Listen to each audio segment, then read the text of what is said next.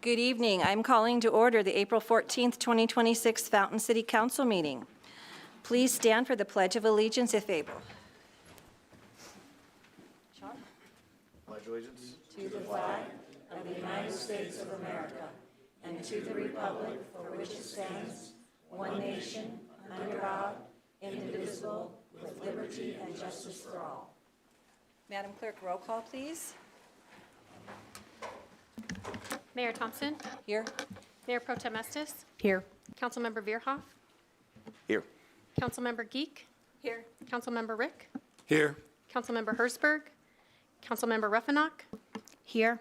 I have 6 members present. Councilmember Hertzberg did notify staff of her absence this evening, so I have 6 present. Thank you. Thank you very much. That takes us on to item 4, public to be heard. Citizens may address the council on items that are not on the agenda. Council may not be able to provide an immediate answer, but will direct staff to follow up.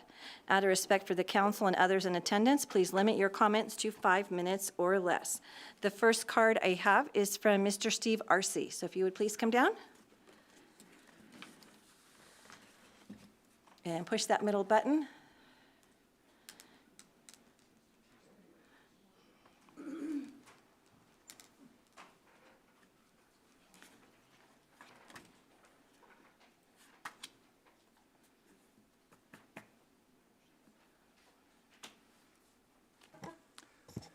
Steve Arce.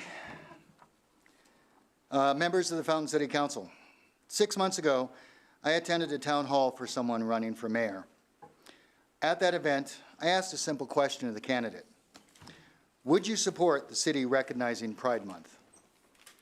This is the same question I have asked of all the candidates that held a town hall or came to my door. That single question, which everyone should have been concerned with how the candidate answered, turned into an uncomfortable community question and an answer session of Steve. And the same historical rhetoric of why should we recognize Pride Month, why need it, don't you want to be recognized as a person and not a sexuality? And I was given a question as to what I wanted to be recognized as walking down the street, as Steve the gay man or Steve the person. Because of the overwhelming focus on me and my question rather than the candidate's answer, I was for once speechless. When the correct answer I should have given that citizen is, regardless of what I am known as, I want to feel safe and accepted walking down the streets of Fountain. Over the past 2 years, I have come to you in the month of July to call you out on your lack of recognition of Pride Month, which traditionally since 1970 is recognized in the month of June. Because of that meeting, because of how this year is unfolding, because of the 710 bills currently in state legislatures across the nation targeting the rights of LGBTQ members, including the organized push by both houses in one state to overturn the Supreme Court's decision on the right to same-sex marriage, I can no longer afford to continue this scorpion and the frog dance that we have been playing. Over the years, you've made a point of recognizing nearly every conceivable group of people, organizations, and even objects, from Child Abuse Awareness Month, Women's History Month, and Black History Month to National Hot Chocolate Day. Yet you continue to deny the LGBTQ members of your community recognition during Pride Month. It can only be determined that this is by intent, based on observation of your behavior. Because it isn't like you haven't had someone bring this to your attention repeatedly. If that's your actual intent, then state it. State that you choose to ignore this part of your community. Do that, and I will happily choose another route in which to raise awareness and affect change within our community, rather than address a leadership that doesn't want to take initiative and act. But if you do want to represent and recognize your community and your constituents, then of all years, this is the year to act. This is the time to remind us that all American means all. Pride events across the state, from the largest in Denver to probably the smallest in Victor and Lamar, are planned for this year. In the most unlikely of communities, Pride exists, and it is recognized. Yet Fountain's leadership still wants to hang on to the "let's not rock the boat" mantra. Well, I say it's time the leadership of this community should start rocking the house down. As I have said in years past, I'm not asking for a pride parade down Main Street or a drag show in Metcalf Park or even a pride flag flown at the City Hall. all of which would be wonderful initiatives. But I understand that changing the landscape starts with just a single flower. At every single city council meeting, all of you go in turn to talk about community events, yet no one ever mentions Pride. I'm going to make it simple for you. I have supplied each of you with a list of Pride events here in Colorado, which is non-exhaustive, by the way. I have even provided you with some samples of Pride Month recognition proclamations, should you choose to use them, as well as the original presidential proclamation from 1999, just in case you'd forgotten that that existed. You now have all the tools you need to do the right thing. I understand that doing the right thing isn't always the easiest thing, but when have Coloradans just done the easy things? Some of you have made promises to me, and some of you have expressed why you're hesitant to act. I understand being hesitant. It comes from being scared. But being scared doesn't mean you can't do the right thing. I've been scared all my life, and here I am. Many of you got into these seats because you wanted to make changes. Here's your chance. I'll happily answer any questions you may have, and thank you. Thank you. Madam Clerk, there's a form I believe he can send you an email for. Yes, I can email it to him. Okay, thank you. Thank you. All right. Next, we have Phyllis. I don't want to kill your last name, Phyllis, I'm sorry. Okay, thank you. All right. Here to talk about Conley Park. It's a toughie. Mine isn't as important, but it's important to our little community.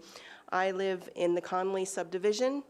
It's behind Fire Station number 2. We recently had a loss in our neighborhood of a very long-time resident, one of our original residents, Mr. Dennis Berry. Sorry. Take your time. We had been neighbors for 30 years, and we lost him last month. Other neighbors and I were wondering what the criteria, if there's a criteria, for us to be able to change our park to the Dennis Berry Memorial Park. I called the Parks Department, and they said that there's really nothing in the bylaws as to how to do this or what even to do, but several of us would be willing to do that, and even neighbors at the other end of the street are all in, because all longtime residents, anybody over 10 or 15 years knows that he always had a wave and a smile for everybody, and in his younger days was always willing to help out a neighbor. So that's my request. I know that I did call Parks, and they said that I should come here and find out what the criteria would be, or if it's just a simple resolution. Right. So that's where I'm at. Okay, staff? I know for myself, I would want some pretty significant historical data about the person you want it renamed after. Yes, and we would be willing to put everything together. I'm just here to get started. Right, I'm just saying for me personally, I know we have a jail up north, and I think it's Douglas County, that the guy it's named after actually ended up in it. So, Yeah. you know, on the other side of the bars. So I On the always good think side, of, you know, one of the original residents of the Right. neighborhood, right, he was a veteran Marine. right. Yeah, but So things and I like think that. we might have to research how it was originally named, and it is keeping it that name in the you know, deed restriction or something like that. So there's probably going to have to be Right. some research that We goes did a in. If little you could bit of pop that, me- and If it you could just- pop me or Scott an email with your request and your contact information, I think that Sure. would be super helpful. Okay, yeah, So- and we, like I said, we would be more than happy to list out why we think it should be Right. in detail. But like I said, this Okay. was our first step, and who am I Ms. going to Crookshank, speak to? is your contact information on that card you It submitted? is. I'll reach out to you. Her phone I'll number reach out to is, you. yeah, Yep. no email I'll though. call you and we'll connect on that. Okay, Okay. thank you. and maybe that's Appreciate it. something we need to come up with some criteria for that kind of request. We have some, okay. All right, the person you talked to just wasn't aware, we have some, okay. Perfect. All right. Last card I have tonight is Corey Applegate. I assume you're coming as Commissioner Applegate. Update from the county. Thank you for coming down tonight. Thank you, Mayor, Council. Long time no see. Hope Christmas, New Year's, all that good stuff was well. There's a new one I see, so welcome to the council. So I wanted to touch on just a few things this evening, kind of give you a quick update, so because I was here for the proclamation. So America 250, Colorado 150, that's the big talk, the buzz over this summer. I mean, I said it from the dais a couple months ago. We make 250 years look good. So I know there's various events that we're going to attend probably on 4th of July. But something I wanted to promote that's kind of like, it's not that it's slipping under the radar, but they're trying to get the word out for it. United We Rock, it's a music festival at Rockledge Ranch. That's on August 1st. That's the anniversary of Colorado becoming statehood, 150. And that's going to be from 2 to 8. So if anybody's interested in attending that, if anybody needs details, reach out. I also wanted to touch on, too, Fountain Valley Senior Center. I know we were able to get some funding through PPACG, get most of that back, and I was also able to sign on to some congressionally directed spending. So glad to see that our Fountain Valley Senior Center is not only going to be surviving, but we're going to be thriving here pretty soon, and this is going to be awesome. I appreciate the City of Fountain also signing on for our congressionally directed spending for the security outfall project. So the drainage stuff, that was through Congresswoman Bobert's office. So I really do appreciate that. Thanks staff for working with county and all the electeds. And also the last thing I wanted to touch on, so I've gotten a couple calls about this. They're working on the power lines over by Fountain Creek Regional Trail. And so word on the street is they're supposed to be done sometime between April 25th and April 28th. There is, hiccups can happen in construction, but seeing that if nothing major occurs, they should be done here in about a couple weeks. So. Those trails will be back open shortly after that. Council, have any questions for me? Everybody all hunky-dory? Councilmember Verhoff? I just thank you for coming and thank you for the update, Commissioner. No, I appreciate it. So, anytime. All righty, you'll have a great evening. Thank you. Thank you for coming down. All right, that is all the cards I have tonight. So that takes us to item 5.1, presentations. Our annual presentation from Miss Kate Hatton on Homefront Military Network. And hold on tight, because she's going to give you a ton of information. And I'm not sure she even comes up for I'll air try and while do it she's, fast. I think I have slides. Oh, there they, oh gosh, okay, so am I, somebody else driving the slides for me? I just don't know what to do. Just tell you what, okay, cool. We can start moving forward. Kate Hatton, Executive Director of Homefront Military Network. I appreciate the opportunity to just kind of give you an update of who we are and what we do. We serve our military and veteran community, providing emergency financial assistance. I'm kind of jumping ahead, and our mission is to really assist service members, veterans, and families throughout Colorado through, by connecting to resources, providing emergency financial assistance, and helping make sure that our military community can thrive. Next slide, please. Our main services are really financial assistance that brings people in the door, but our really wheelhouse, I would say, is navigation, that long-term case management. We provide anywhere between $230,000 and $350,000 in emergency financial assistance per year for rent and mortgage assistance, utility bill assistance, and things like car repairs, so that people could get to their jobs, their medical appointments, and again, stay happy, healthy, and safe. But when they come to us with a financial need, there's often a lot behind that. So our team takes a long time, and we'll kind of unpack what's happened with a military or veteran family, find out everything we can about them, what's going on with their whole household, so we can not just look at a one-time kind of Band-Aid assistance, but really look at long-term goals, get them applied to the veterans' benefits that they've earned, or make sure they're connected with all the military resources they have. And the community resources, if and when VA and military resources aren't appropriate, it takes a while sometimes to get those veterans' benefits. And then we do a lot of outreach. Half of the battle is that people don't know what resources are available to them or how to access them. And so we really want to make sure we go to a lot of resource events and fairs to make sure people know about that. We have social media and media presence to make sure people know. We work with a group of partner agencies to share information and to give those partners more information and more tools in their toolboxes to understand military and veteran culture, to understand what's going on in our military and veteran communities so that they can better serve the folks that they're serving who are military and veteran connected. Next slide. Thank you. It's better on paper. So if that, I could do, or I forgot my brochures. I had a stack of them. I will get you more, I promise. Or I can get him to John. I told John I'd get him to him. But our network of care has an online form where people don't know where to look. There are great resources on that website. And if you're really good at advocating for yourself and finding the information you want, awesome. If not, that form will, you can go directly to our case management team where people can say, here's my name, here's my contact information, and here's a little bit about what my needs are.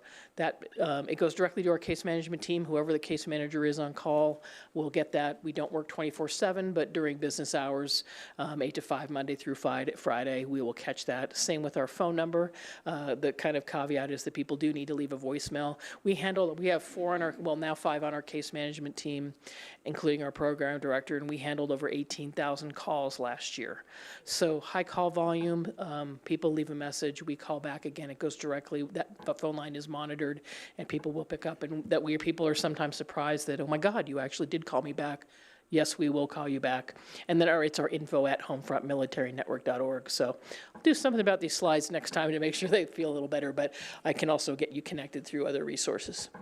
Kind of taking a look at our community, I mentioned our 57 partner agencies that cover the full breadth and depth of services that affect a service member, veteran, or family, whether that's need for advocacy, financial assistance that we provide, or we might refer to somebody else, housing assistance, physical education, employment, veterans benefits, or other benefits. Somebody may apply, maybe have Social Security or some other thing that might be, and we help folks navigate all that and make sure they know how to ask the right questions so that they can advocate for themselves. And then we follow up, and then we follow up again, and then we follow up again. And maybe we're dealing with one issue at a time, but the goal is to look at their holistic needs.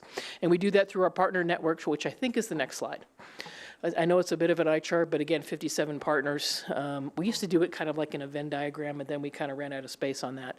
Everything from early care and education, like our Head Start providers, to hospice and palliative care, employment, behavioral health, education, senior services, services for people in crisis. And the goal is, again, really to make sure that this ecosystem is working together and not against each other to streamline access to services.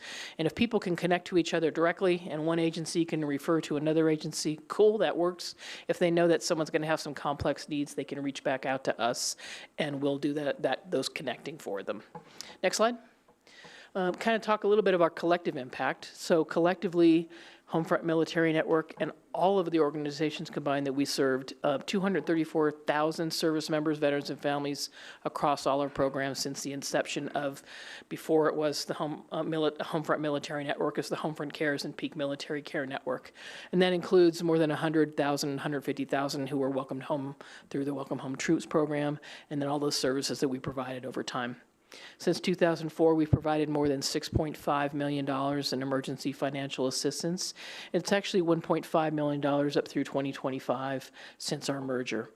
The partner network, and we still don't have all of our 2025 data yet. It takes a while to get all the information. Next month we'll have that, but more than 700, almost 800,000 have served collectively throughout that ecosystem since 2015 when we started collecting that information. Those are duplicated clients, just so you know. Someone might be going to school at Pikes Peak State College and then working with the County Veteran Service Office and providing other services. So it's kind of really intended to kind of show how much services collectively our region serves. And in the past 12 years, we provided training to more than 4,100 partner agency participants. Again, as I mentioned, we want to make sure they have information that's outside of maybe their wheelhouse. They know how to connect to somebody else, and they have that trust that the other agency's going to do a good job for somebody that they're serving, because we want that trust to be there. We want to make sure that connection works. Next slide. I'm almost finished, I promise. Again, we don't have our 2025 partner data, but this has been pretty consistent over years because we're asking them, do we increase awareness and knowledge of military and veteran needs? Do the trainings help? And 97% said the trainings help them better meet the needs of their military and veteran clients. And that's really what it's about. We want to make sure that they are well equipped to serve our military and veteran community. Improved collaboration and increased awareness of services are really the goals of what we're trying to do with that partner network. Next slide.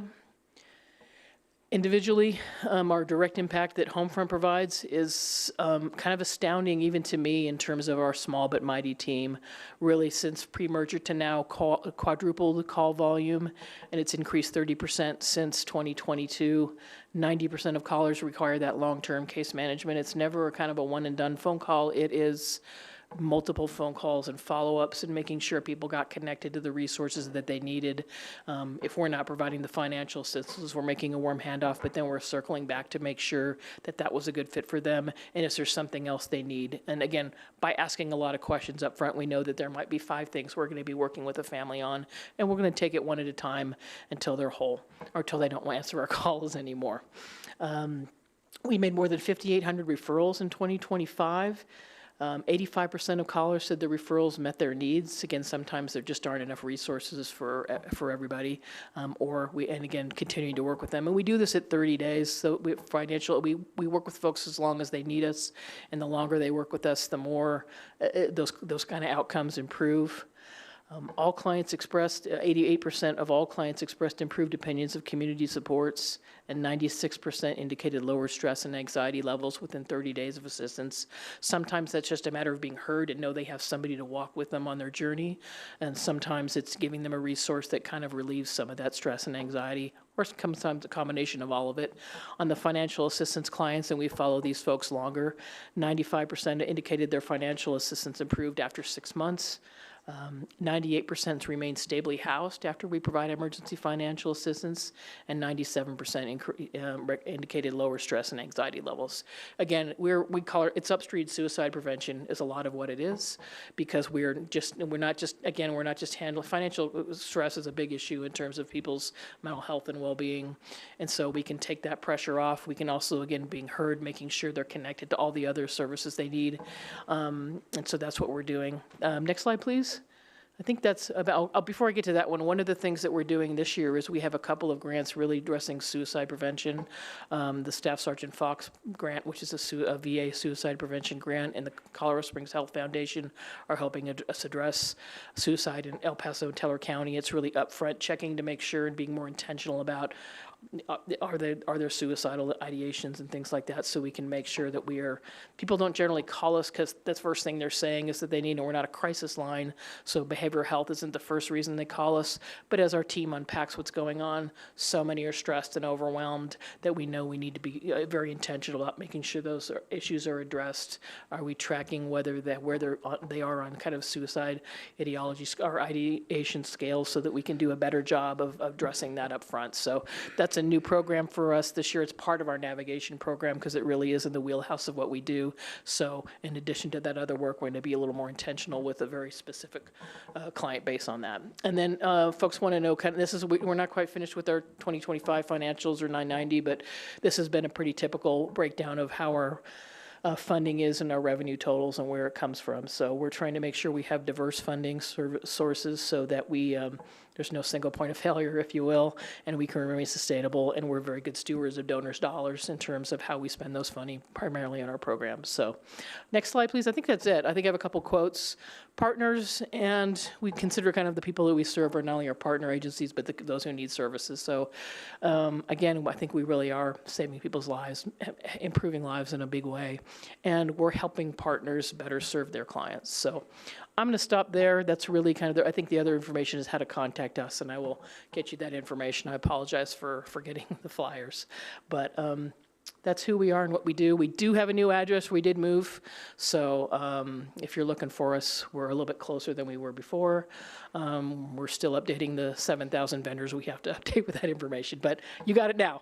So I just wanted to take the time. Thank you. We do serve a significant number of folks in the Fountain region because of proximity to Fort Carson, and just I think it was about 4% last I saw, which is typical compared to the population of the county, so we're kind of comparable. So we certainly serve Fountain clients. We're excited to participate in the Fountain Valley program. We're not going to have everybody there at the meeting tomorrow, but we will get there and then have one of our board members connected to the Fountain Valley Senior Center. So we're trying to make sure the connections are there and that we're doing. So please reach out if you need help, if you've got questions. We're here to serve you all and the folks that you serve. So I'm here to answer any questions if you have any.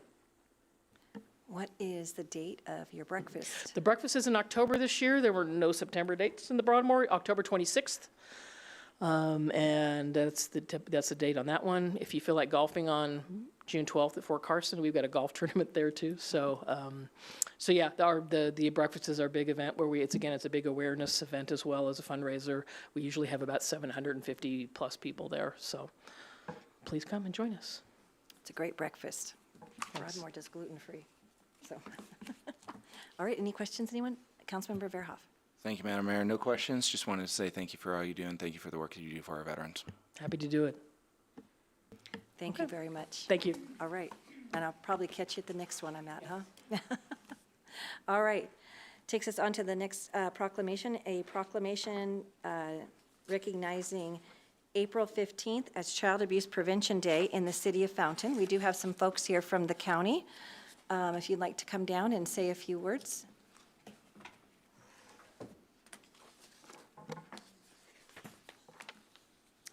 Thank you, Mayor and council members, for this opportunity.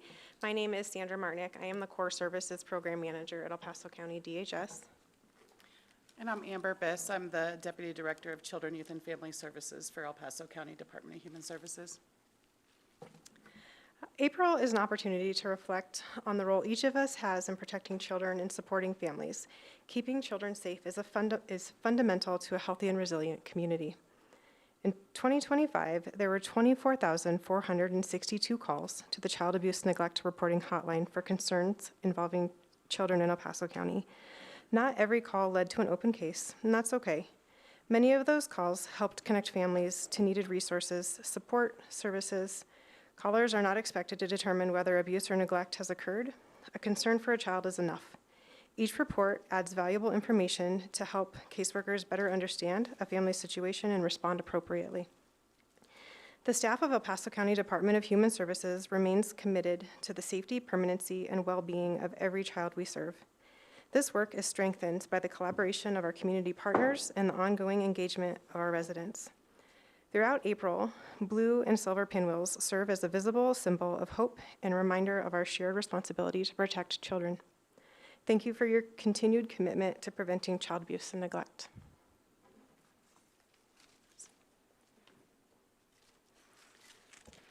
And if I could just add a couple things, I do want to also echo everything Sandy said, but just really thank you all. I've been a resident of Fountain. Sandy lives in Fountain and been down here since 2010 and been able to enjoy this proclamation with you all to spread awareness for child abuse prevention. It really does take a village, and not all of the calls that come to us allow us the opportunity to intervene with families. And so having eyes everywhere on children and families in our community will only create safe and stable environments and support those community natural connections.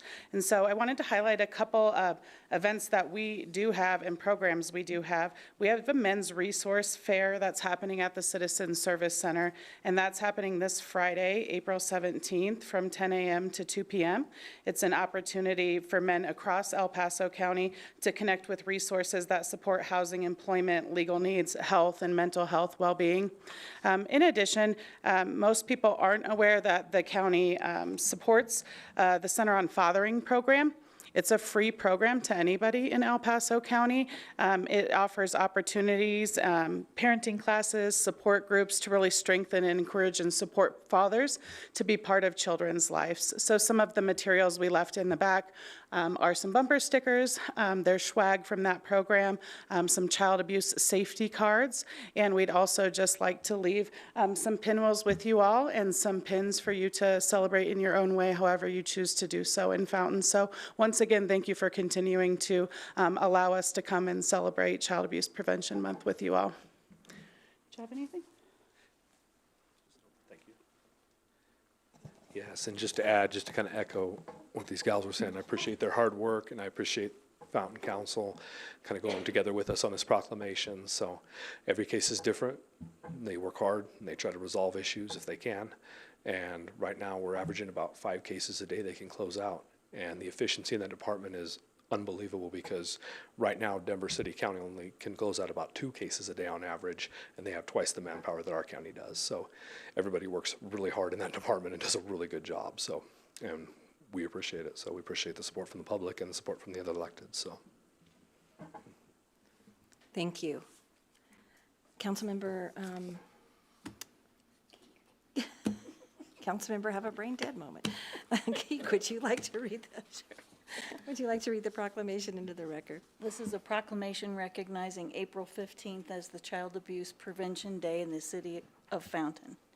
Whereas finding solutions for child abuse and neglect, a serious problem affecting every segment of our community, requires input and action from everyone because the well-being of our children today will shape the future of Colorado and our community.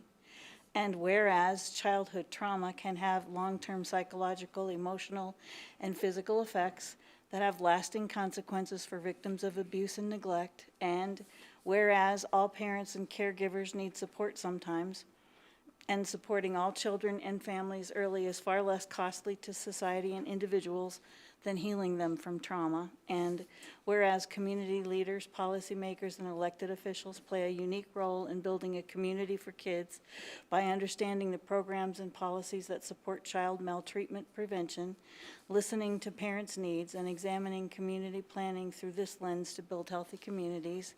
And whereas effective prevention efforts succeed because of partnerships created among human service agencies, public health, the district attorney's office, schools, faith and civic organizations, the medical community, law enforcement, and first responder agencies, the business community, nonprofits, and concerned citizens, and whereas everyone plays a role in preventing child abuse and neglect, helping to build thriving communities so that families and children may also thrive. Now therefore, the City of Fountain, Colorado hereby proclaims henceforth April 15th as the Child Abuse Prevention Day in the City of Fountain. No matter where you live, everyone has the power to contribute towards a brighter tomorrow for all children. Thank you very much. And thank you for coming down today to help everybody remember that we're all reporters. So thank you very much. All right.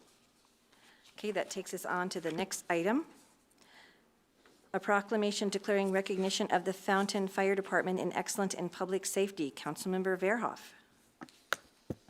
Thank you, Madam Mayor. This proclamation is when I first got on council, I realized that there wasn't a recognition of the fact that our fire department had achieved a ISO rating of 2 for the fire department, which due to several things and service agreements in between our mutual aid agreements, I think is the correct term for that, between Security and Widefield and Fort Carson with our fire department, and a lot of work from Chief Graham and the wonderful firefighters at the fire department, we were able to achieve this wonderful ISO rating.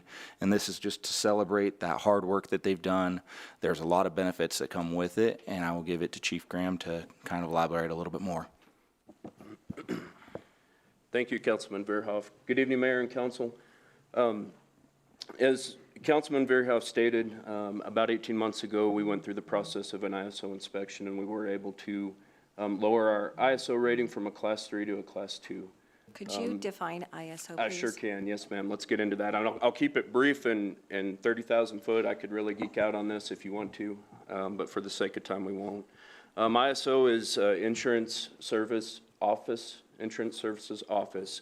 And what they essentially do in a nutshell is gather information on fire protection districts and municipal fire departments and provide it to the insurance agencies, the insurance industry.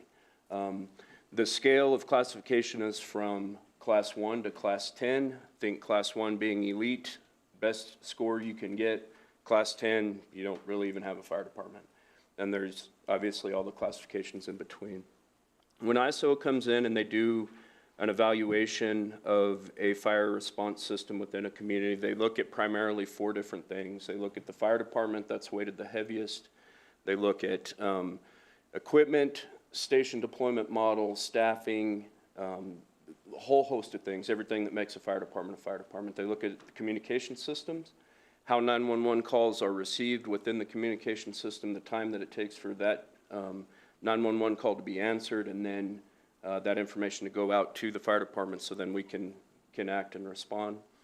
They look at the water production and distribution systems within a community. Within Fountain, we have 4 different water providers that we deal with for the distribution system within the city. And then the fourth thing they look at, which brings it back into the fire department, is the risk reduction.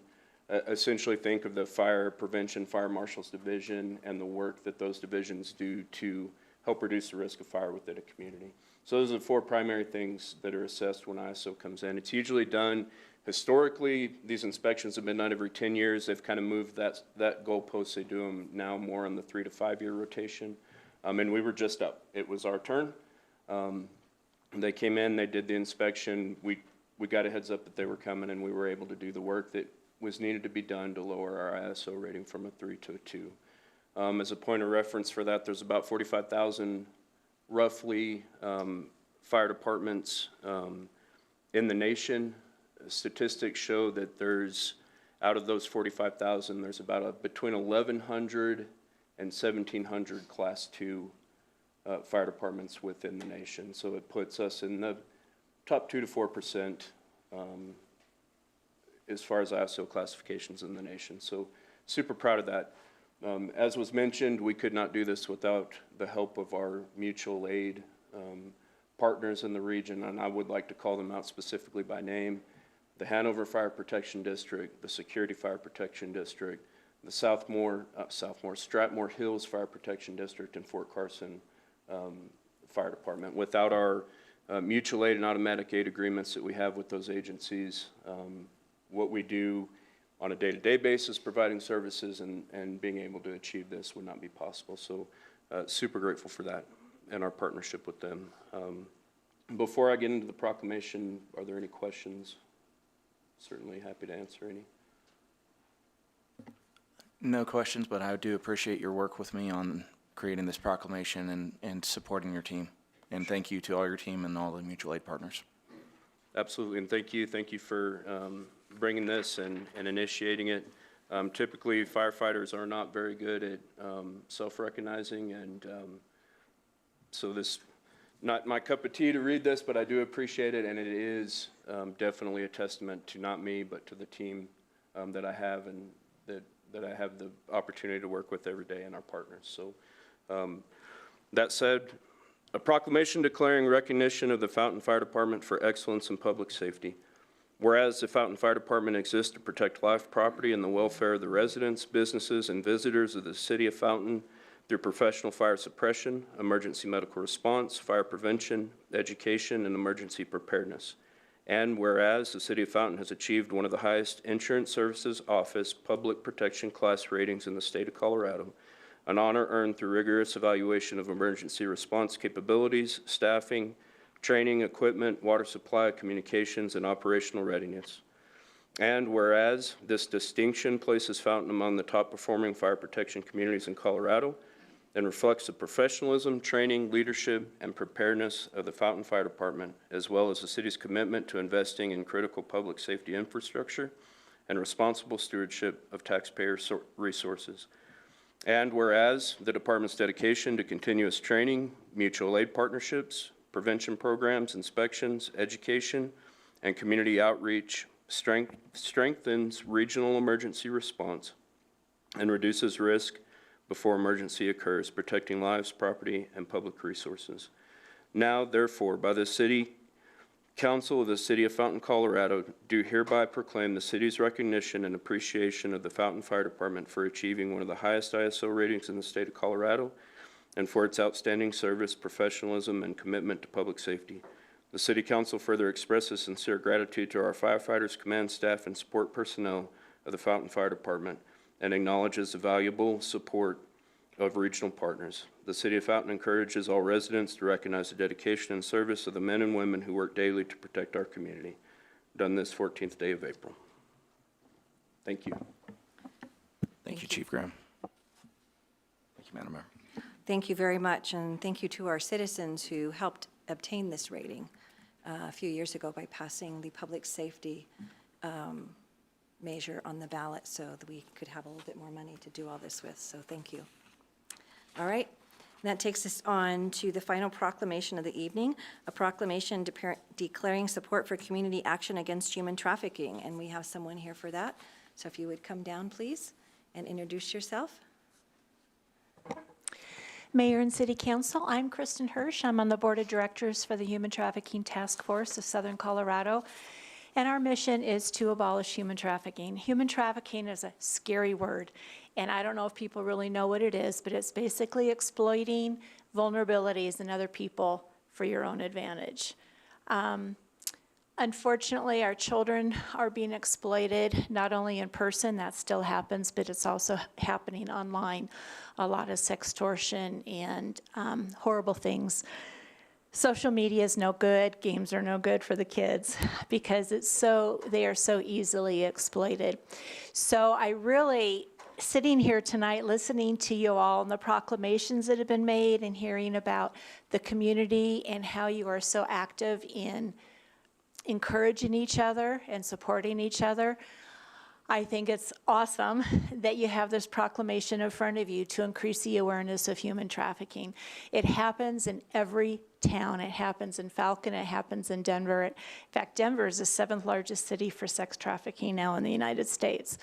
And we're right along the I-25 corridor, so there's a lot of purchasers for that sex along the way. But it's really encouraging to see how you are all working together in this town. And I've become part of the Wednesday meeting that we're meeting tomorrow, the community resources, and you guys are just gung-ho. So I applaud you, I thank you, and I really ask that you open your hearts and minds to learning more about trafficking, and that is actually something that we do. Our organization educates people, and there are free trainings for anybody, anytime, and they are free, which is very helpful for a lot of organizations. But we educate because preventing human trafficking is so important. When someone is trafficked, whether it's sex trafficking or labor trafficking, they have to work through that for the rest of their lives. It impacts them for the rest of their lives. And imagine, I won't get graphic, but imagine a 3-year-old being trafficked and the trauma that creates. So if you're interested in more training, I know Mayor Thompson has a lot of resources. We would love to help you out with that. And I just want to thank you for having this proclamation tonight. Thank you. Thank you. Are there any questions?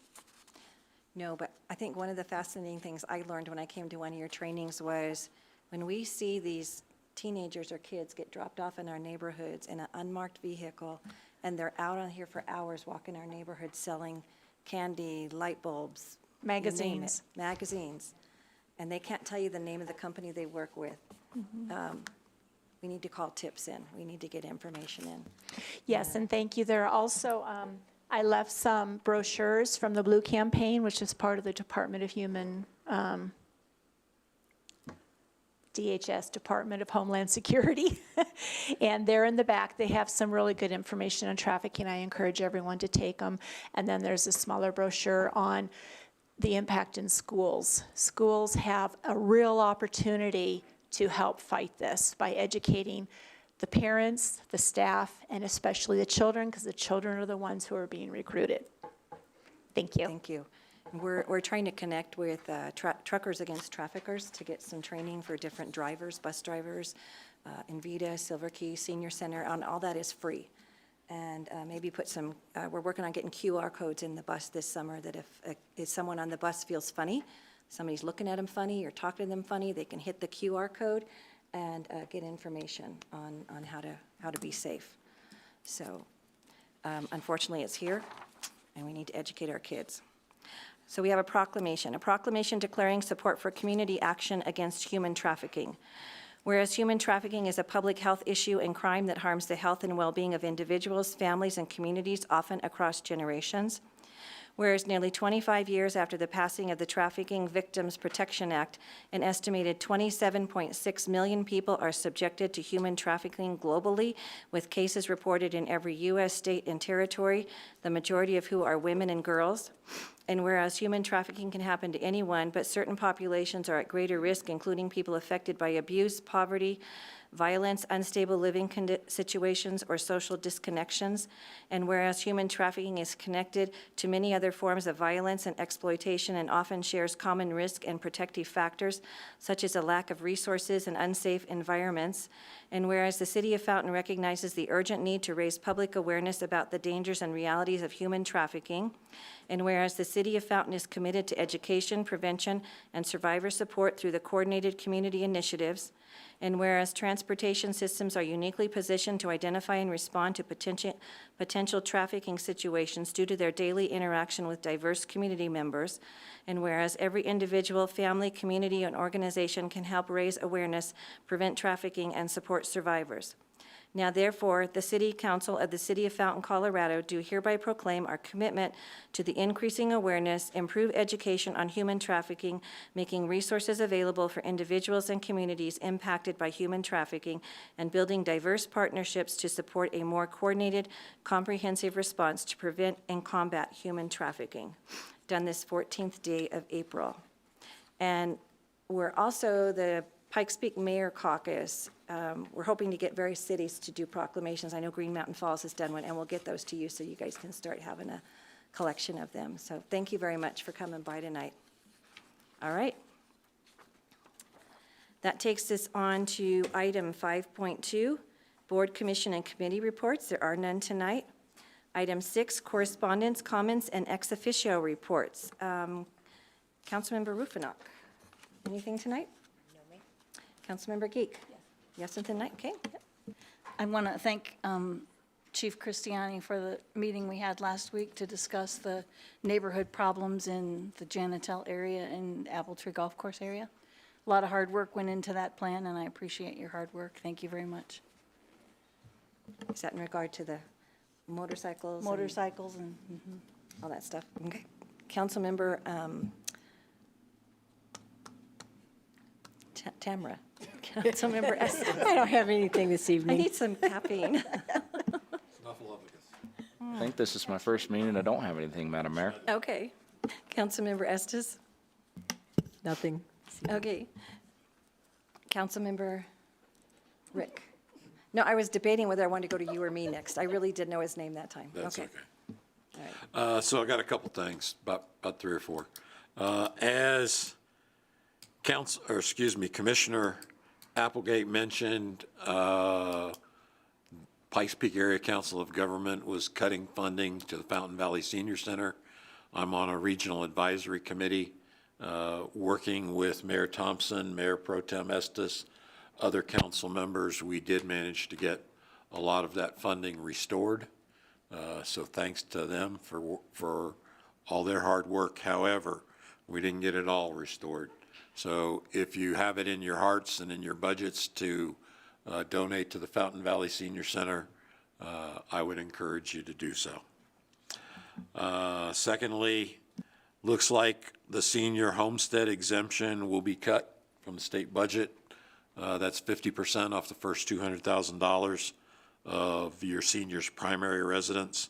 For someone like me, that's about $500 a year, additional property tax we're going to have to pay. It's just the way it is. I don't like it. I don't agree with it, but that appears to the way the budget's going. Senior games here in El Paso County, and I'm trying to get to my email because I want to make sure I get all of this. The YMCA is sponsoring Colorado Senior Games for athletes 50 and above to give them an opportunity across the state and region to showcase their skills and talents. This year, they're going to have archery, badminton, basketball, billiards, bowling, cornhole, golf, pickleball, powerlifting, power walking, racquetball, race walk, softball, swimming, tennis, track and field, and volleyball. So all the athletes over 50, if you are interested, please contact your local YMCA. Gordy McCormick is going to be running I'm told he's going to be running the cornhole event for the senior games. So recognition to him. Thank you for doing that. but wanted to recommend and reach out and say, if you're interested, please participate. Finally, there's been a lot of comments and questions and concerns on social media about sand on the roads. We have noticed the problem, and we are working on it. Two of our roads, 85, 87, and Highway 16, which is Mesa Ridge Parkway, are state highways, so we can't, without their permission, do that. However, we have put in a request to have the state come down and sweep those areas, and they have come down and started on 85, 87. They got the south side of one part, a couple blocks of 85, 87. We don't have a schedule. We don't know if and when it'll be complete, but Bob McDonald's is working with the state to try and stay on them to make sure they get down here and get that done. In addition to that, we are working on our city streets with our city street staff. I would encourage everybody to use the My Fountain app. You can go into the My Fountain app and request a street sweeping. If you know of a particular intersection that has a heavy buildup of sand or a street that you don't feel is safe, please use the My Fountain app. You can request a street or an intersection to be swept. Staff is very good at following up on this. I had a pothole out near my house, and within 3 days, they had come and filled the pothole. So they are responsive. They are working these issues that you put in using the My Fountain app. So please, I encourage everybody to do that. And that's all I have, Madam Mayor. Thank you. So on that note, to follow up, it was State Transportation Advisory Committee I happened to commission. I happened to pop in on their meeting last week, and they were doing a little brag report, CDOT was, on all the roads, and I learned what a swath mile is. I didn't know what a swath mile was. It's the width of the deck of the mower. They call it a swath mile. So I learned all the swath miles that they mow and all the weed spraying they do. So when the commissioner who represents us for PPACG on that was giving her report, I mentioned that they had given an overall state report on how much money they did and how many miles they did. And so I asked them to please get us a regional breakdown and a county breakdown on where those miles are being done, because they were bragging quite a bit about them being done in Region 1 up in the mountains. But so hopefully I will get that information, because I said that previous item we just did on this board was adopting the Pikes Peak Area Council of Governments Safety Action Plan, like we just did here last week. And we have people sliding all over our roads with sand, so maybe to prevent some accidents in our safety action plan, they might want to consider getting some street sweepers down here and spraying some weeds so we can see to make those turns in and out of our community, and to make sure we're getting our fair share of our dollars from the state being spent on that. And then it's ironic that within like 3 hours, you had somebody down here. Now, gosh, I wish I had that much power, but I highly doubt it had anything to do with me, but we'll keep working on it. The Front Range Passenger Rail, everybody voted to name the Front Range Passenger Rail COCO.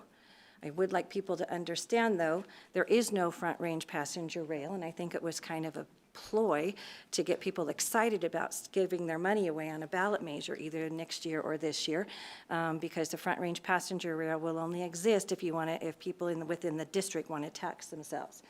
And remember that Fort Collins has been paying for that for a number of years, and they do not have any train.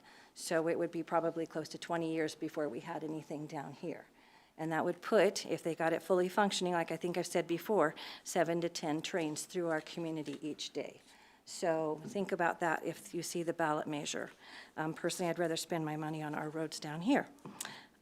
Went to Communities That Care meeting today. The funding for that program from the state is winding down in June, so they're trying to figure out ways to get people in the community involved in keeping that going. And I can't believe nobody mentioned the bathroom at Aga Park yet. But I think I did it backwards and did us first, so I don't want to take anybody's. So I was so excited. I was over there like, hurry up and get it in. Hurry up.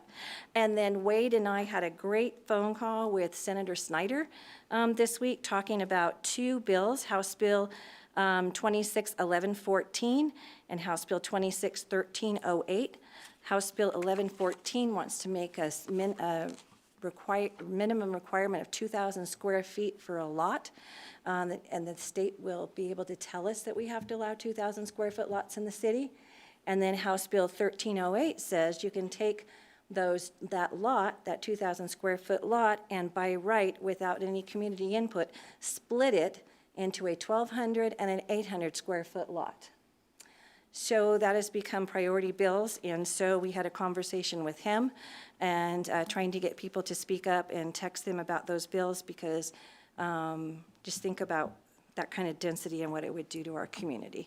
And we're no longer allowed to have occupancy limits within a home and parking requirements. So they just keep trying to do that. So if look those two bills up, and they were in committee today, and I haven't heard anything. We were hoping to get them killed in committee. So take you over to Mr. Trainer. Thank you, Madam Mayor, members of the City Council. I did have Agua Park bathrooms first thing on my list, but I won't head over it now, other than to say big kudos to Gordy. He spent most of the day over there getting that bathroom delivered and set. It should be connected by the end of the week, but knock on wood, we'll see how that goes. And then also, we're moving, typically we hold community night in the park in September. We're moving that to July, so we're trying to get the word out as sort of, we'll put a heavy push out as we get closer, but just kind of softly letting people know that's going to be shifting. So that's all I have, Madam Mayor. Down the row, anybody? Good. Good evening. How you doing? That was a great meeting, and so I'd be happy to keep on speaking up. That's just really bad bill that's going to kind of break zoning completely in the state and in the city. I don't think our citizens would like to see that. So thanks for bringing that up. First thing is some good news. So Kimberly went over to the Downtown Colorado Inc. conference in Grand Junction, where the city was awarded a People's Choice Award for our signage plan. That's one of your objectives for this year. And so the kudos to Nate and Kimberly and everybody else who worked on that signage plan. Scott's got us scheduled for a work session in May to kind of follow up on that and start talking about how to implement that. And then second thing I want to mention is kudos and thank you for everybody who helped on the comp plan selection team. So we had a couple community members, council person, somebody from the planning commission, and we had 7 applications. We interviewed 3, and I talked to Scott. We're going to bring a recommendation to the next council meeting. We had a really good firms turn out and apply, and really interesting interviews, and a really good firm that we'd like to go forward and hire. And they will produce a housing action plan and a study, as well as update the comprehensive plan, which hasn't been updated, I think, since Friends aired, summertime, like the early 2000s. So we're ready to update that and move it forward. And they actually threw in some extra services, and we're under budget, under the allotted budget. So I'm pretty excited about that. We like that last sentence really well. Thank you. Under budget, yes. Anything from either Chief or Mr. Trilch? Yes, Madam Mayor, thank you. Good evening, everybody. Just really quick, yes, I did meet with Councilmember Geek about the motorcycle situation problem in Fountain right now. The push is on, the zero tolerance enforcement's on. We've printed out cards here with the laws on the back and some do's and don'ts on the front. You each have one of these. They're available to the public. We're going to be passing them out liberally with our officers, and it's game time. So zero tolerance. If we catch you with a motorcycle or an illegal vehicle of some sort, we're towing it, and the parents can come figure out how to get it out of impound, and we're going to be giving tickets. So because at the end of the day, we cannot have another 13-year-old die like last year from an illegal motorcycle crash on a trail that he should have never been on. So just wanted to let the public know that you're going to see, we're bringing officers in on their days off also to start addressing this problem on the weekends. More to come as the summer progresses. Thank you. I want to add something the Chief didn't mention. They've actually impounded a couple of those as well. So they mean business. Yes, we have already grabbed a couple. And does the 9-year-old get the ticket or a parent? Yeah, it'll be the parents. Yeah, it'll be, hopefully we can identify where the child lives. And for example, the one we did last week was a 12-year-old. We took the motorcycle, went to the parents' house, and the parent says, yeah, take the bike. So we had compliance and cooperation. So that's what we're hoping for. There'll be a little bit of education, but we did that last year, so this year is full enforcement. And if anybody has any questions or clarification, please, you know where to find me. Chief, we continue to have a problem during the evening hours, starting about 4 o'clock, 3:30. People heading southbound, getting off at exit 128. There's a left turn lane, and then there's a right turn lane. And they, because it does back up almost to the freeway, they're getting off on the right turn lane and then immediately making a U-turn over a double yellow line in front of traffic to come back to town. So if we could get any help Okay. with that, people were doing it again today. Okay, They're I doing it every imagine it's day. probably a daily issue. Yeah. Yeah, I know where you're talking about.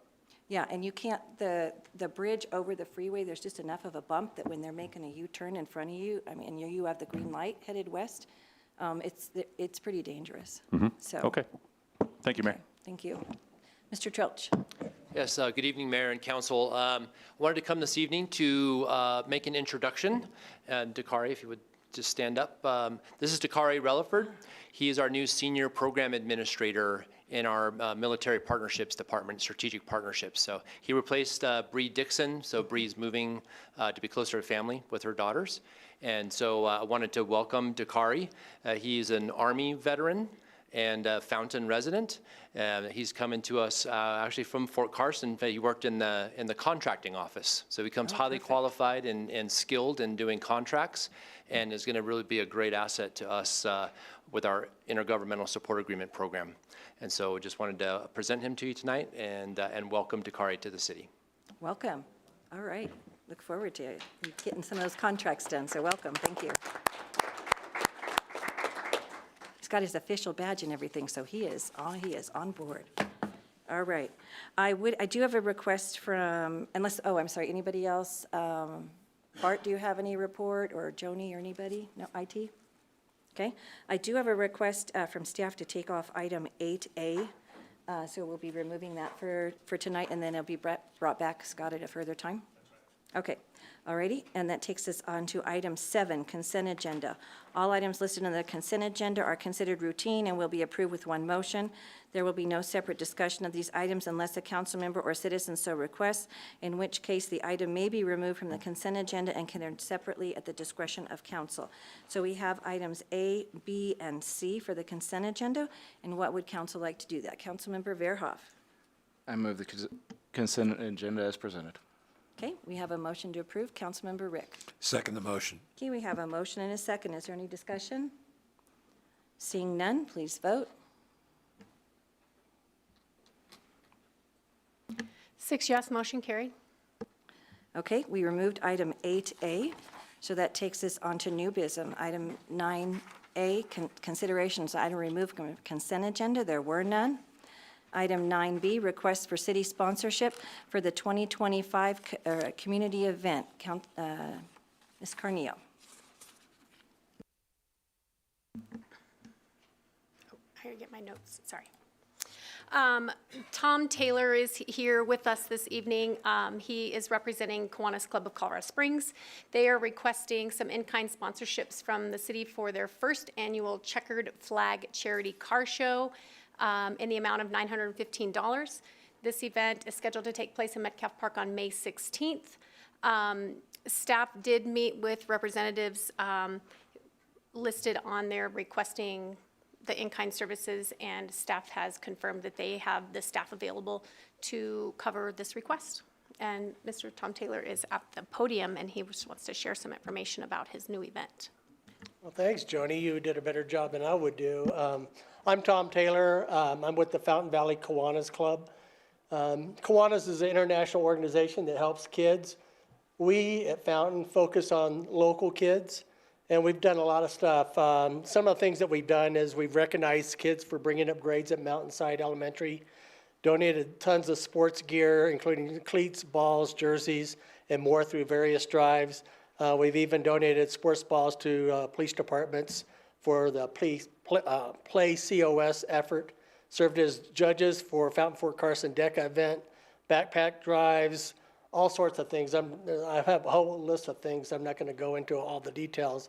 One of the things I will mention is a lot of talk about Aga Park. our Fountain Kiwanis adopted Aga Park, and we keep it clean. We go there 4 times a year. The good news is the community keeps it really clean, so it makes our job pretty easy. We put a lot of volunteer hours, and we open up our personal wallets to make these programs work to help kids in Fountain, and we love doing it. I mean, there's nothing more rewarding than helping kids through, our efforts and our money. But we could use some extra money to maintain and expand our efforts. Therefore, what we've decided to do is to have a car show on May 16th at Metcalf Park called the Checkered Flag Charity Car Show, as Joni mentioned. It's run by the Colorado Springs and Fountain Kiwanis clubs, and the whole purpose is to raise money to help kids. The cost is $20 for a car, $25 if you register the day of. There'll be trophies that'll be given out to the different categories. We have antique, sport, and open, plus a People's Choice Award. Each entrance will get a dash plaque. And all proceeds that we get will go to our 501c3 Kiwanis Foundation. So all money contributed is tax deductible. It's totally free to the public. We hope you get families and car enthusiasts to see the show. There'll be 1 or 2 food trucks out there. Peaks and Pines is one of our sponsors.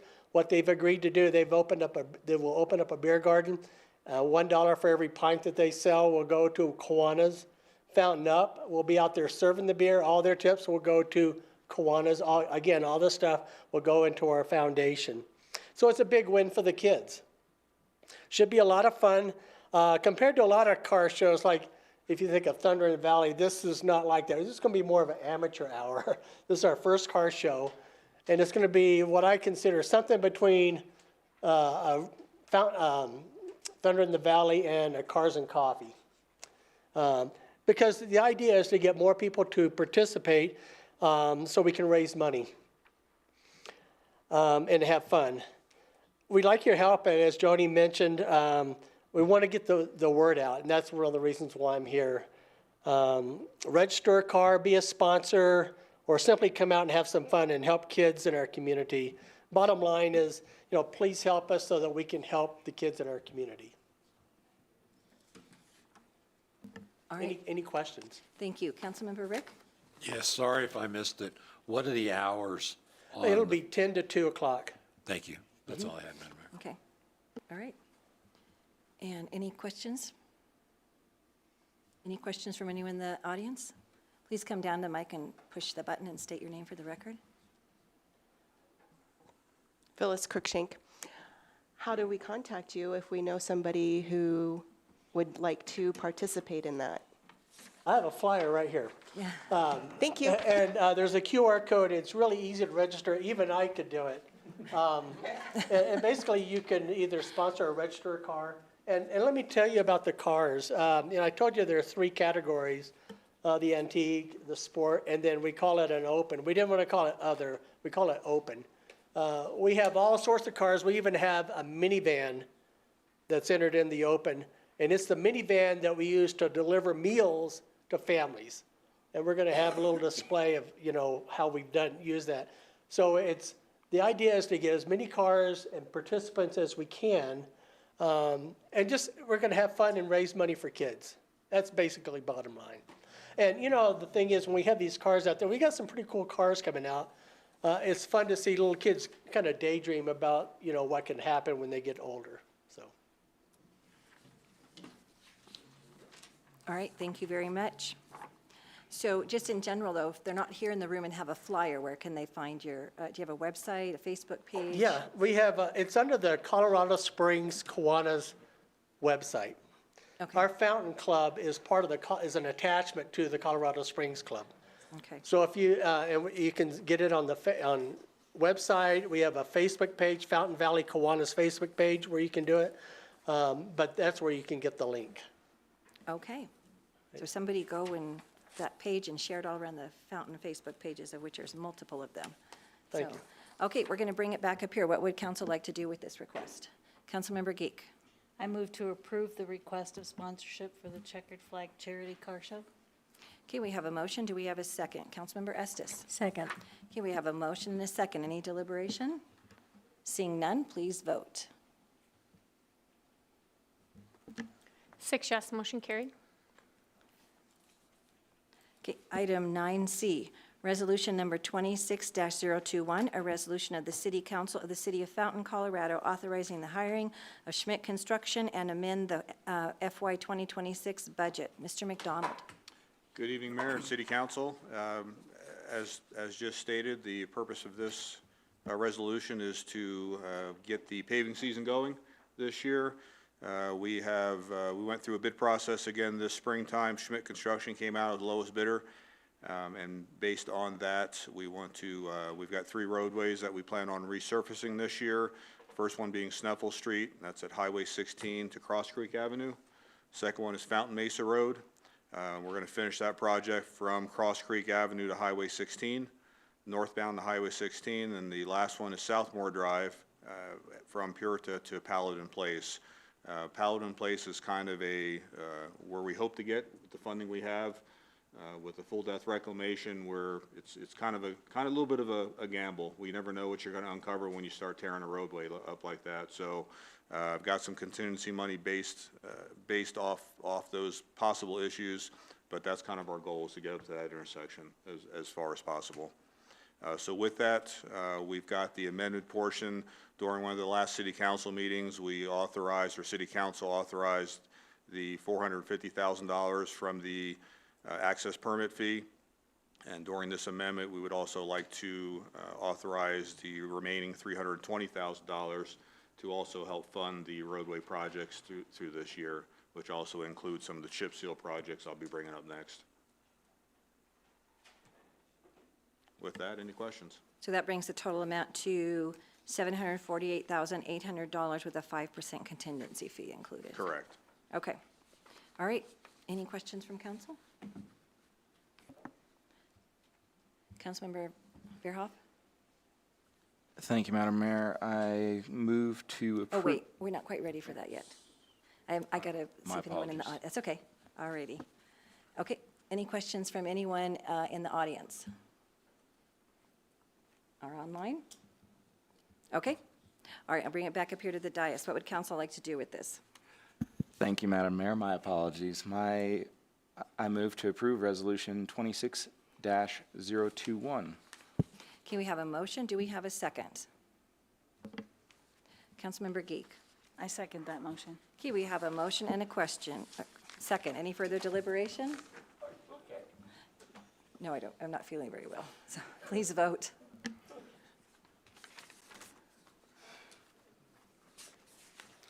I have 6 yes, motion carried.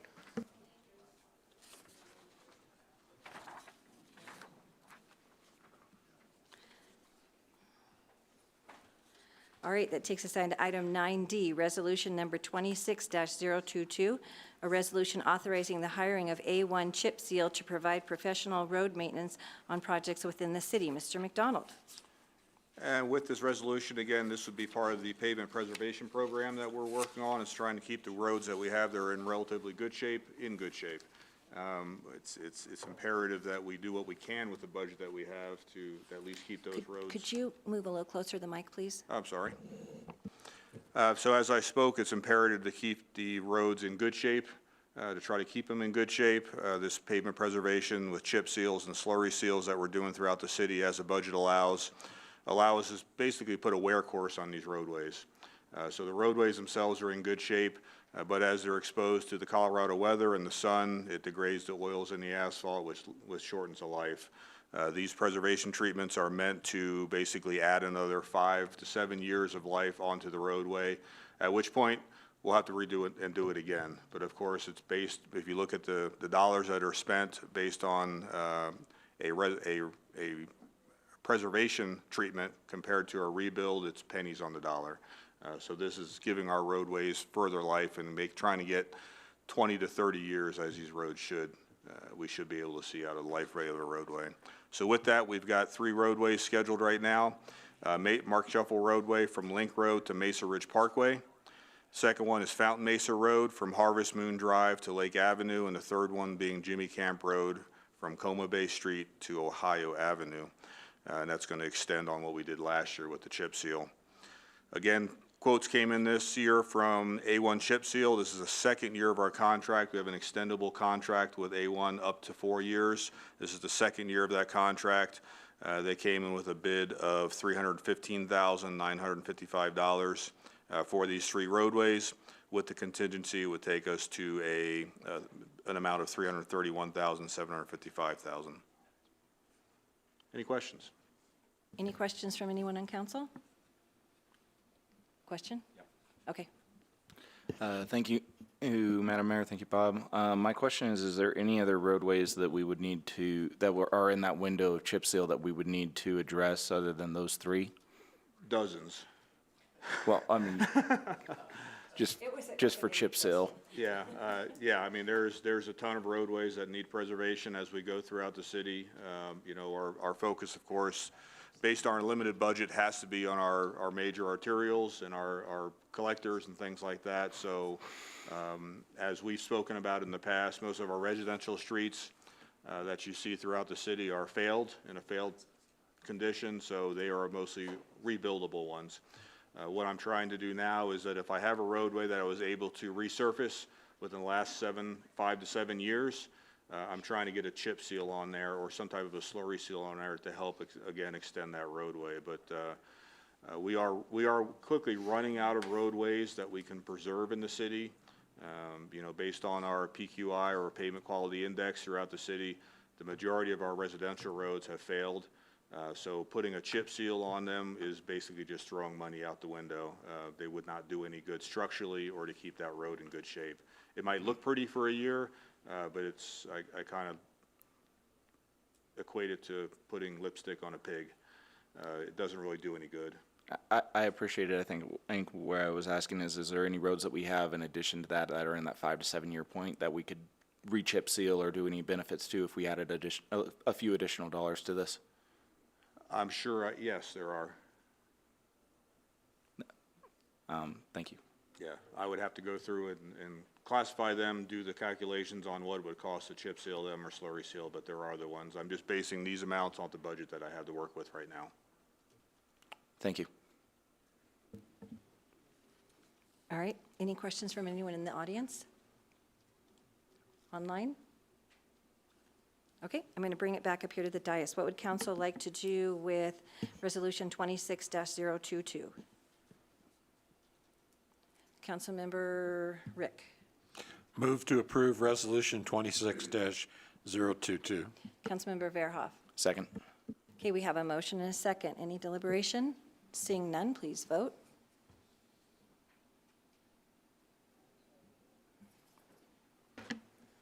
Six yes, motion carried.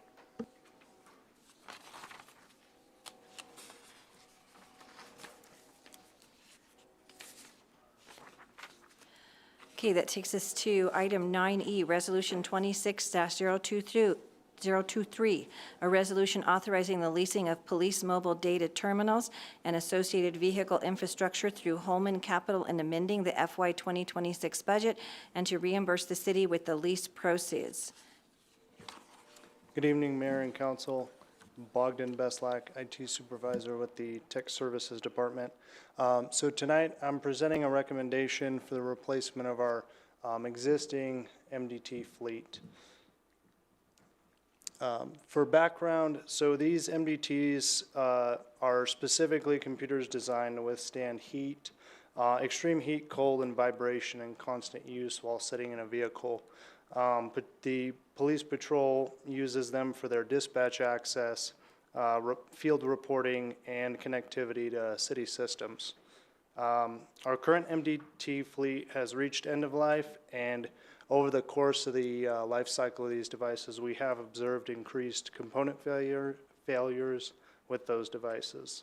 Overall, this results in reduced reliability for officers in the field and increased maintenance and support requirements from Tech Services. Tech Services began evaluating, as part of our annual IT asset management lifecycle, different options for this replacement. This included reviewing multiple different vendors, and we also did hands-on testing and got a couple in-vehicle demo installations. During that, we were able to validate the actual performance of some of the different MDTs on the market in rail patrol operations. During this assessment, we focused on assessing reliability, life cycle durability, total cost of ownership, and compatibility with our existing infrastructure. Based on that evaluation, Panasonic was identified as the most reliable and sustainable long-term solution. The reason that we're bringing this to you at this specific platform and as a lease is we're trying to establish a long-term life cycle. Currently, we replace devices at the end of their warranty and the end of their usefulness, and we have sort of patches of these devices. So we'll replace a section of them 1 year and then another section. This model allows us to sustain a consistent budget amount every year during the lease. And this particular model is expected to, its life cycle is expected to exceed the 5-year lease. The cost and financing for this specific project, so from the vendor, the project cost is $251,400. Again, to manage that cost, we're proposing a 5-year lease term at a 5.39% interest rate.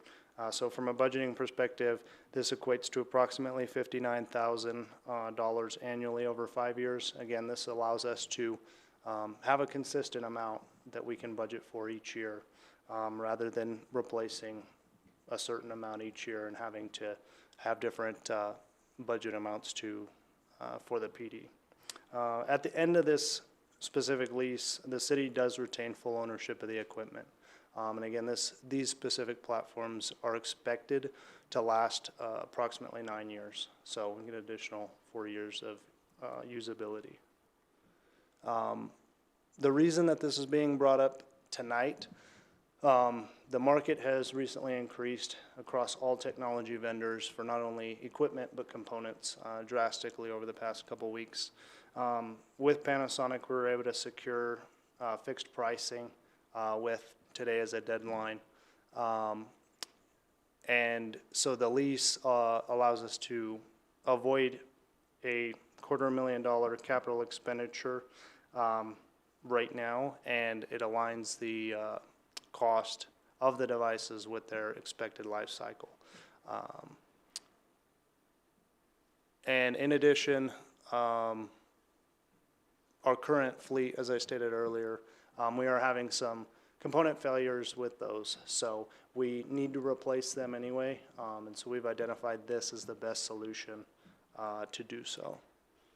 So staff recommends approval of Resolution 26023 to authorize the replacement of 40 police MDTs and with financing through Holman Capital and the associated 2026 budget amendment. Overall, this ensures that our officers consistently have the reliable tools to safely and effectively perform their duties in the field. And that's all I had, pending any questions. Does Councilmember have any questions? When do you think we might get delivery of them and start installing them? If we get this approved tonight, it would be between June and July. Okay. All right. Councilmember, what? I just one. You have a question? Yep. Okay. Chief, have you experienced any of these systems before, and what's their reputation? Yes, sir. I have, actually, in my old department in Arizona, we used the Panasonic Toughbooks as our main platform. I personally didn't ever have a problem with them maintenance-wise and running in the extreme heats of Arizona.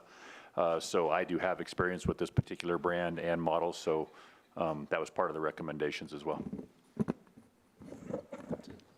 Councilmember Rick? Can we back up 2 slides, please? One more. So $251,000 for 40 platforms. Is that what I understand? Yes, sir. That's over $6,000 a platform. So the cost of the $251,000 is not just the computers themselves. These go into a docking system that ties into the vehicle, so they come with an external antenna, the power platform, from the vehicle that powers those. So think about it as if the car becoming the computer in a sense. Going with a different vendor requires us to acquire that platform. The nice thing about Panasonic is that their docking system is reverse compatible for 10 years. So the projected cost after the 9-year life cycle would be just the MDTs themselves and not the entire platform. Okay, thank you. Yeah, I just wanted to add, those Panasonic Toughbooks in the profession are seen as sort of the state of the art. They really are probably the best kind of ruggedized laptop that you can get for these kind of things. And one of the things that IT did when this is they looked at something that was going to take it beyond the normal life cycle that we have with our other MDTs, so that it would actually extend out the life, which ends up lowering our cost overall when you look at the life cycle of it. But we also didn't want to finance it over that entire term. We want to finance it over a much shorter term. This is really similar to the approach that we took a year or so ago with our radios, where we wanted to modernize, get them updated, but also spread that cost out so it becomes much easier to plan for on a budgetary standpoint.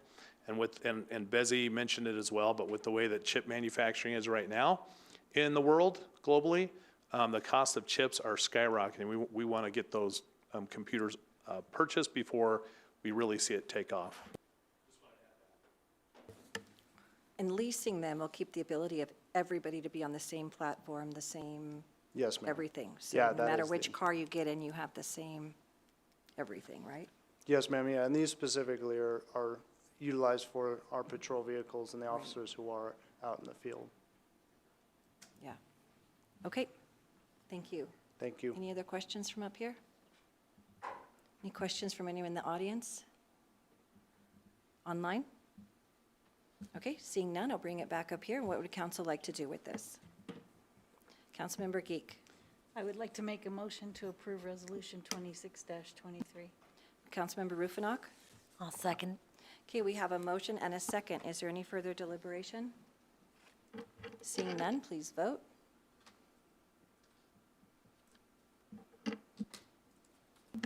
Six yes, motion carried. All right. Thank you, for Madam your Mayor. hard work Thank you, on Council. getting all that together. Thank you. All right, that takes us on to item 10, City Council Agenda Requests. Oh, okay, thank you. All right. Thought somebody was yelling something out I needed to really be aware of. Okay. All righty. Okay, Councilmember Estes, any agenda requests? Councilmember Geek? No. Councilmember Rufinock? No. Councilmember Verhoff? No. Councilmember Rick? No. Okay, I don't have any either. Okay, that takes us on to item 11, announcement of an executive session. Madam Clerk.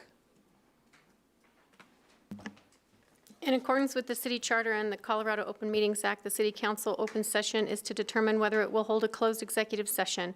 The closed executive session may be held upon an affirmative vote of 2/3 of the quorum present. If consent to the closed executive session is not given, the items may be discussed in open session or withdrawn from consideration. The purpose of tonight's executive session is pursuant to CRS Section 24-6-4024 for the purpose to review approval and amendment of executive session minutes.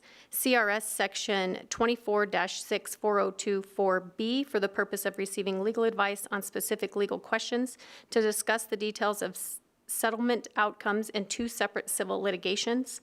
CRS Section 24-6-4024C for the discussion of a matter required to be kept confidential by following federal or state law, rule, or regulation per CRS 13-22-307. Okay, that is the ask from our city clerk. What would people like to do? Councilmember Rick? Move to go into executive session. Okay, we have a motion. Do we have a second? Councilmember Estes? Second. Okay, we have a motion and a second. Please vote.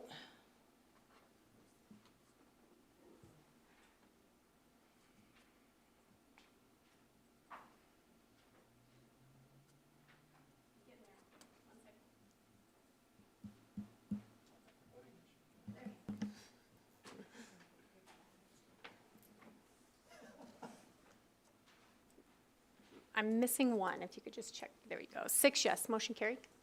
Thank you very much. This meeting is adjourned.